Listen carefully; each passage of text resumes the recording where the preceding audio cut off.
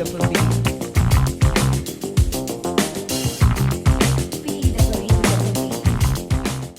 Halo guys, ketemu lagi di PWDWB bersama saya Windy dan Kahot. Nah, kita ketemu lagi sama Kahot. Kahot, kemarin kan kakak cerita tuh anaknya ada 2. Biasanya anak kalau 2 tuh damai atau konflik di rumah? Wah, kadang damai, tapi lebih sering berantemnya Kak Windy. Biasanya yang dibelain yang mana tuh Kak? Yang dibelain macam-macam, kadang hari ini kakaknya, besok adiknya, besok dua-duanya dimarahin, begitu. Nah, kalau ngebahas tentang pertengkaran saudara ini kan pasti nggak ada habisnya ya. Wah, pasti Kak Jadi kita sama-sama hari ini mau bahas tentang sibling rivalry atau perselisihan antara adik kakak. Oke. Nah, biasanya kalau konflik gitu kenapa sih Kak biasanya yang terjadi tuh? Biasanya itu paling sering itu kisah nyatanya itu yang paling simpel rebutan Kak Windy. Rebutan mainan, rebutan barang. Ya pokoknya semuanya direbutin aja lah ya. Ya, semuanya direbutin. Walaupun udah dikasih satu-satu juga biasanya tetap ribut ya. Tetap ribut. Iya, padahal udah dibeli kembar juga sama, tetap aja berantem. Gitu. Tapi selain barang bisa juga rebutan kasih sayang, kayak gitu nggak sih Kak? Ya, rebutan pelukan, rebutan perhatian, rebutan kadang simpelnya aja, misalnya kita tidur nih malam-malam, kalau kita berbalik ke kiri adiknya gitu, nah yang satunya tuh marah tuh, pengen juga maminya juga berbalik ke arahnya dia begitu tidur. Begitu. Mungkin kalau maminya bisa dibagi 2 aja gitu ya. Terus selain anaknya ribut, papahnya ribut itu enggak? Oh enggak. Enggak papanya enggak ribut. Enggak ikutan anak-anak Iya, ribut. cukup anaknya saja. Nah, Kak, kapan sih kalau konflik itu kan selalu ribut tuh, bisa sehari aja bisa berkali-kali. Kapan bisa disebut konfliknya masih normal? Oke. Konflik itu sebenarnya benar ya kata Kak Windy itu ada tarafnya begitu. Kalau normal itu dikategorikan normal jika konfliknya itu yang pertama itu bisa baikan kembali begitu. Kemudian dia tidak melukai fisik. Nah, yang ketiga itu ada bisa didamaikan begitu. Nah, itu masih tergolong normal. Tapi kalau misalnya konfliknya sudah sampai mukul fisik, intensnya terlalu sering, nah itu udah harus diantisipasi Kak Windy. Terus Kak, kalau gitu kesalahan umum orang tua nih yang belum mungkin parentingnya masih baru belajar ataupun masih meraba-raba biasanya apa? Nah, kecenderungan tuh kalau saya lihat ya ini juga saya alamin ya pertama. Nah, kalau anak kita konflik itu kita tuh sebagai orang tua tuh pengen banget cepet selesai, cepet berhenti gitu. Jadi pengen langsung kayak menghentikan, melerai begitu, jangan. Nah, itu sih sebenarnya kalau yang udah saya lihat ya, itu tuh malah nggak selesai gitu konfliknya Kak Windy. Besoknya jangankan besoknya gitu, berapa jam kemudian itu akan berulang kembali begitu. Jadi kayaknya semangat untuk cepat-cepat menghentikan konflik itu kesalahan yang paling sering kali terjadi, mudah banget kalau kita sebagai orang tua lakukan. Berarti gitu. kalau gitu kan konfliknya tidak terselesaikan dengan Benar, baik. iya, Nah, itu itu tuh poinnya. berarti yang orang tua harus lakukan untuk tidak melakukan kesalahan itu apa? Nah, jadi setelah anak itu konflik sebenarnya yang paling penting itu bukan siapa yang menang atau yang kalahnya ya Kak Windy ya, tapi lebih bagaimana respon orang tua ketika mereka sedang bertikai seperti itu. Jadi sebenarnya yang anak-anak itu ingat itu tuh bukan siapa yang menang hari ini, tapi bagaimana orang kemarin itu kasusnya seperti ini yang anak ingat gitu ya. Kemarin tuh kasusnya seperti ini. Dengan teriakan mamaku marah, kami diam gitu. Jadi kayaknya kalau dengan marah, suara lebih keras akan menang begitu. Nah, jadi dia akan besoknya akan konflik memakai dengan suaranya lebih keras lagi. Nah, jadi dia belajar bagaimana respon orang tua sebenarnya. Jadi ketika anak konflik itu yang mereka lihat itu bagaimana respon orang tuanya, bukan dari barang atau benda yang sedang dipermasalahkan begitu Kak. Berarti kalau kayak gitu dampaknya kepada anak apa tuh jangka panjang atau jangka pendek? Nah, dari situ anak kan jadi belajar banyak hal. Yang pertama itu ini nih sebagai lingkungan sosial mereka pertama ya, bagaimana cara merespon orang, cara bersosialisasi begitu. Nah, kalau ini tidak ditangani dengan benar, Kak Windy kebayangkan kalau dia nanti di luaran bagaimana gitu bersosialisasi dan skill yang dia dapat dari bertengkar misalnya, sibling dengan, saudaranya, itu kan dia lihat itu respon orang tuanya. Nah, Ya.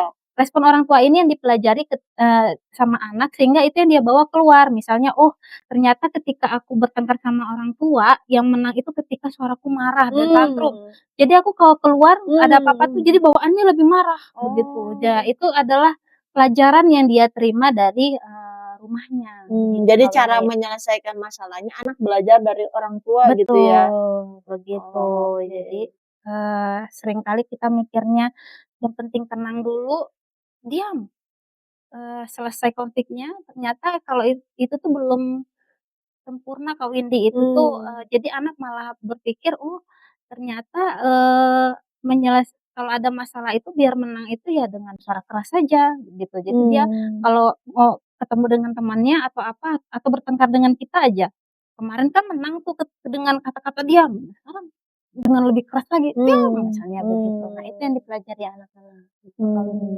oke. Berarti kalau gitu Kak, kalau dari Kakak nih sebagai seorang ibu rumah tangga sekaligus psikolog, bagaimana baiknya kalau untuk orang tua tuh nge-handle gitu ya masalahnya supaya, satu masalahnya selesai, 2 enggak dipelajari sisi negatifnya gitu sama si anak itu? Iya benar. Ya, yang pertama yang paling kita harus kuasai itu adalah, regulasi emosi ya. Mmm, Mungkin lebih tepatnya kalau sekarang itu zaman sekarang tuh mau bilang emosi coaching gitu ya. oh, Kita harus bisa, validasi emosi anak itu sih poinnya ya, validasi emosi anak. Jadi ketika dia marah, emosinya dulu kita mhm validasikan mhm, sehingga dia bisa berpikir lebih lebih tenang begitu, lebih normal sehingga akhirnya kita bisa berkomunikasi dengan lebih sehat, mmm. lebih adem begitu. Nah, sehingga emosinya lebih tenang, nah akhirnya perilakunya bisa diarahkan begitu Oke, sih. berarti Jadi kita tangkap dulu emosi yang dirasakannya apa, baru mhm, diarahkan gitu ya? benar, ya jadi konflik yang ada itu bisa diresponnya dengan baik Mhm mhm. begitu. Mungkin kadang orang tua juga berpikirnya bahwa anak tuh nggak ngerti apa-apa gitu ya, nggak paham apa-apa, ya udah cara orang tua gimana, ya udah gitu aja. Jadi tapi sebenarnya kan anak itu ngerti ya, jadi dia bisa berpikir tentang Mhm emosinya, dia mhm. bisa berpikir tentang solusi atas setiap masalah Mhm gitu. mhm mhm. Karena secara pola pikir itu kan sudah berkembang kan si Iya, anak-anak itu. Jadi benar benar. sebenarnya bisa dikasih tahu, bisa dipahami, jadi dia juga tuh menghadapi yang tadi Kakak bilang Mhm, jatuh ke sosialnya, betul. dia bisa ngerti, Apa tuh Kak ini?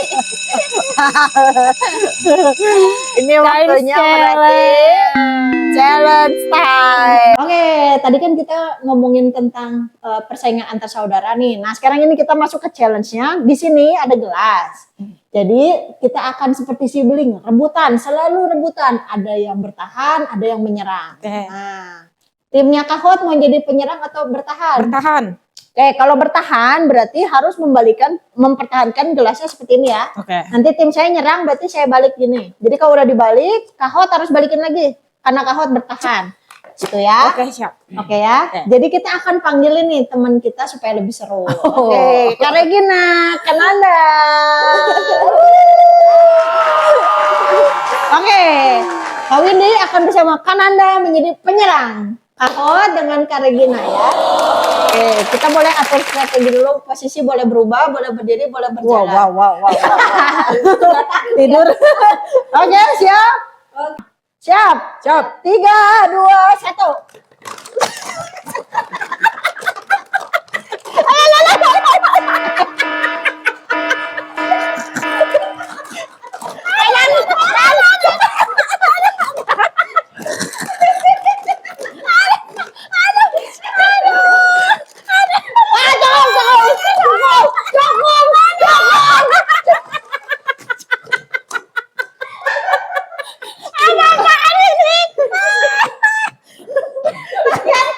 Ini rasanya, aduh sampai berantem. Boleh pokoknya menghalalkan segala cara ya. Penting adalah kemenangan. Kayak kepitingin orang. 3, 2, 1. Gak bisa kayak gini.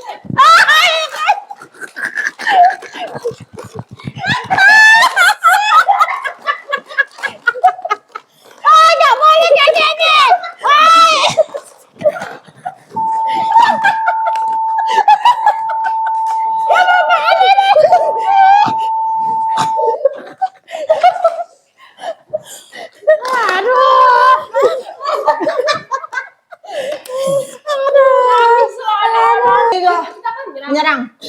satu.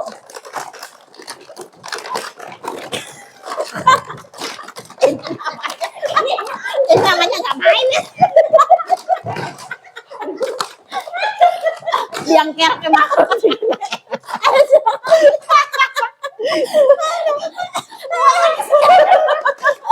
Jangan lagi. Ya kan biasa kalau sibling kan gitu, menghalalkan segala cara, bener nggak? Terima kasih Kawat. Ini dimenangkan oleh nggak ada. Bukan perkara menang kalah, Ya, tapi perkaranya bagaimana meresponnya dengan tepat.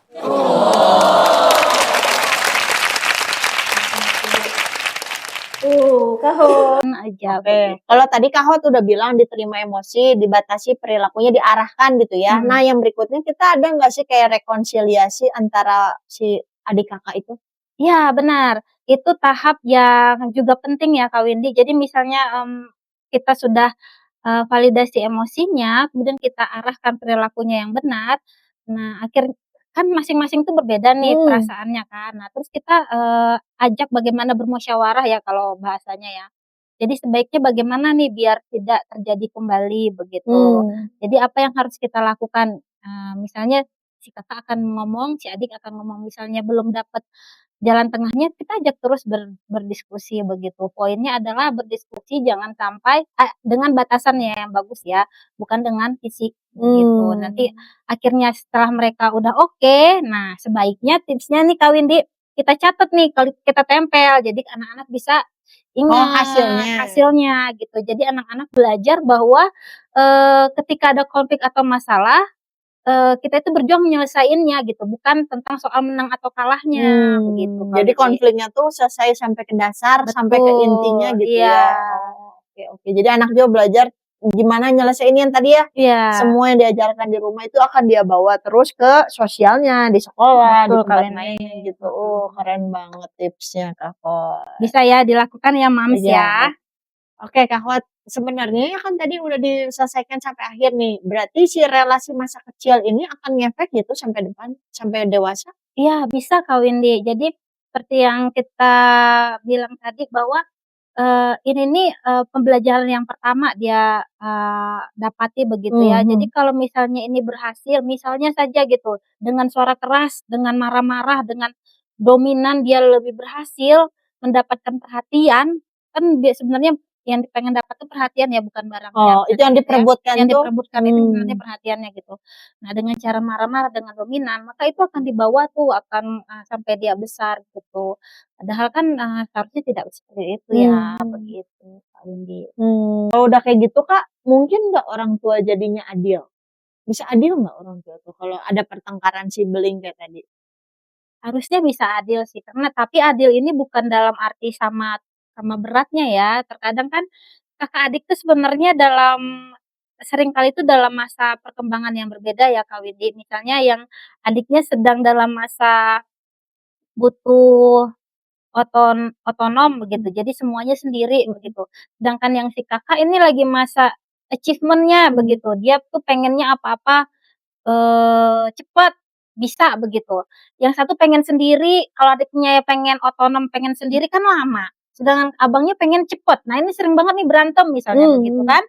Nah jadi, gimana adilnya begitu ya. Nah adilnya kan, tidak harus jadi sama-sama dikasih sesuatu hal begitu, tapi perlakuannya harus berbeda. Misalnya yang otonom, yang untuk adiknya karena dia mau belajar otonom ya dikasih kesempatan yang lebih besar gitu, dikasih kebebasan, oh ya boleh. Kalau yang kakaknya dikasih lebih kesabaran begitu, karena kita mengajarkan dia empati juga untuk yang lebih kecil misalnya begitu. Jadi keadilan di sini nih bisa diwujudkan, tapi keadilan tidak dalam arti sama besar begitu. Nggak sama 50-50. Dan ini kan dikomunikasikan, berarti si kakaknya kita kasih pengertian bahwa adik tuh sedang apa-apa. Iya, pengen bisa sendiri seperti abang. Jadi kita tunggu yuk.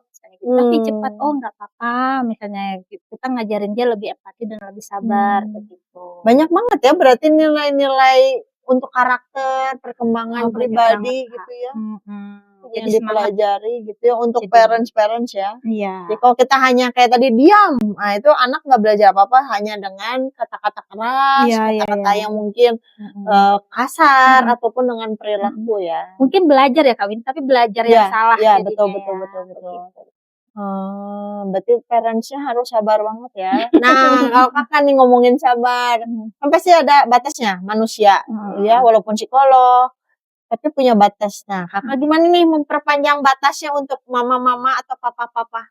Wah, ini memang masih sekarang PR. masih dilakukan ya. Jadi kalau misalnya kita sudah mulai emosi gitu ya, mulai terpancing dengan Hmm. perilaku anak, ya satu, jenuin dulu ya sama anak misalnya, "Aduh mama ini lagi marah nih," gitu. Jadi, Oh, bantu mama dulu, "Mami sebentar kasih tenang waktu. dulu, agak tenang dulu," gitu lah. Nah, terus agak tarik nafas gitu ya, baru kalau ada yang mau ambil waktu dulu boleh, atau hanya tinggal tarik nafas juga boleh, ini tergantung kondisi masing-masing mami ya, Tergantung gitu. kondisi regulasi emosi yang paling cocok aja Betul, untuk mami papi di rumah yang heeh mana itu heeh, dikomunikasikan iya lagi-lagi komunikasi iya gitu. benar Karena anak tuh walaupun kecil tuh bisa paham kok ya. benar. Jadi sebenarnya itu yang saya pernah lakuin ya Kak Windy, akhirnya jadinya kalau misalnya saya anaknya lagi marah, itu juga dianya Hmm. ngikutin tuh, dia biasanya tuh anak yang pertama tuh kalau lagi marah gini, "Aku lagi marah Mas, sebentar." Nah, jadi dia ngikutin, Oh, oke begitu oke. Kak Windy. Jadi itu sebenarnya kita sedang ngelatih bahwa kalau emosi nggak langsung reaktif ya, tapi Hmm. lebih ke menahan diri, akhirnya bisa lebih, eee, berpikir lebih optimal Ya, supaya begitu, tidak lebih tenang, mengatakan atau melakukan hal-hal yang malahan jadi makin menyinggung orang buruk. lain Mhm ataupun melukai anak gitu ya. mhm Oh, mhm. oke oke oke. Jadi papa mama belajar, anak juga Belajar. belajar. Selanjutnya nih Kak, kalau menurut Kakak penting nggak sih punya hubungan yang baik? Berarti kan dengan sibling rivalry ini kan banyak pertengkaran. Nah, kita kan tetap pengen punya hubungan yang baik sama saudara. Penting nggak sih itu tuh?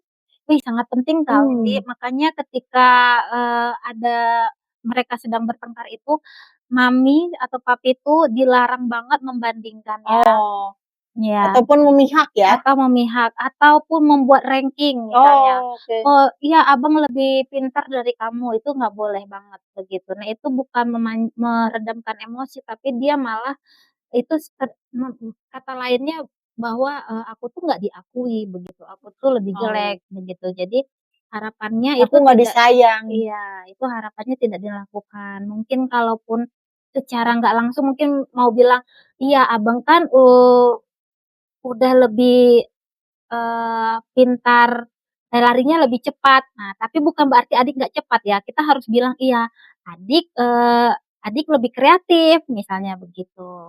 Kalau kita bilang cuma abangnya saja, dia ngerasa berarti adiknya tidak, begitu ya. Nah, itu kita harus, hindari begitu. Hmm. Jadi kita kurang-kurangi tuh membandingkan, gitu. Kalau kita tidak membandingkan itu juga membuat anak jadi merasa lebih aman Kak Windy. Terus selanjutnya Kak, berarti, kalau orang tua nih yang udah terlanjur capek banget kan pasti kan capek banget sih sebenarnya, Iya iya iya iya. ngadepin untuk pertengkaran, Mhm belum mhm. anaknya konflik sama orang tua, buat Mhm. orang tua nih di luar sana yang lelah gitu dengan anak, Mhm. dengan pertengkaran antar saudara, mungkin apa yang bisa Kakak Iya sampaikan? iya. Sebenarnya secara teori kita itu lelah karena kita termasuk dalam segitiga pertengkaran anak itu ya Kak Oh, Windy. gimana? Iya, jadi tadinya yang bertengkar itu kakak sama adik, begitu. Mereka yang berdua yang lelah, karena ada kita, jadi kan segitiga nih jadinya. Nah, kita masuk, jadi terseret nih kitanya. Jadi Mhm. itu yang membuat kita lelah. Sedangkan mereka lelahnya dibagi jadi, ke kita begitu. Nah, bagaimana ngatasinnya ya jangan masuk dalam segitiga ini Kak Windy, gitu. Biar nggak masuk dalam segitiga ini ya satu-satunya caranya yaitu dengan cara, tidak jadi hakim, tapi Mmm. lebih ke memfasilitasi bagaimana mereka bertengkarnya, Jadi begitu. orang ketiga mediator gitu ya? Ya benar, begitu. Itu Mmm. jadi kita bisa banget jadi kita nggak jadi ikutan Jadi kalau yang saya tangkap berarti nggak jadi pihak ketiga, jadi ada pihak satu anak satu, pihak 2 anak 2, pihak 3 orang tua, jadi ributnya iya bertiga gitu iya ya. iya Kita iya. justru ya udah duaan, kita di luar gitu ya, jadinya kayak Iya, melihat dari jauhnya, mhm, udah oke, baru kita masuk, gimana cara memediasinya. Benar, iya. Karena kalau kita ikutan ke dalam segitiga itu, nanti yang berkelahi jadi misalnya kalau waktu kita pro kakak, kakak mama plus Adik. PS adik Oh, atau iya, iya. adik mama PS kakak. Nah, itu kan jadi capek ya. Atau enggak kakak adik vs mama jadinya. Nah, lama-lama seperti itu. Iya, jadi sebaiknya kita di luar dari mereka berdua begitu jadi iritatornya. Itu kali Ya, Li. tugas orang tua berat sih ya. Tugasnya sangat banyak, jangan menyerah ya parent. Semangat mami papi. Oke. Untuk penutup nih Kak, Kakak boleh sampaikan sesuatu mungkin? Pesan saya sebelum mengakhiri podcast ini yang pertama itu mami, papi, dan parents harus ingat bahwa anak kita itu nggak butuh orang tua yang sempurna, tapi mereka butuh banget orang tua yang mau paham mereka gitu. Jadi hadir di setiap kondisi mereka, bahkan di kondisi mereka berantem sekalipun. Tapi bukan sebagai hakim. Hakim, Dan ya. kalau misalnya mami papi perlu waktu untuk meregulasi ya, untuk menenangkan diri sejenak, nggak apa-apa kok ngomong gitu ya. Iya. Kita omongin emosinya bahwa sebentar ya nak, mama lagi marah, Kesel, lagi belum kesel siap. banget, belum siap untuk ngomong. Nanti kita ngomong lagi ya, gitu. Jadi untuk pending masalah itu nggak harus langsung ya diberesin. Iya, benar. Apalagi kalau dengan penuh emosi, akhirnya keluar kata-kata lah, keluar perilaku lah yang kita kemudian sesali karena jadi luka gitu ya. Oke, gitu aja hari ini. Terima kasih sudah menonton. It's now or never. Keep fighting parents. Dadah.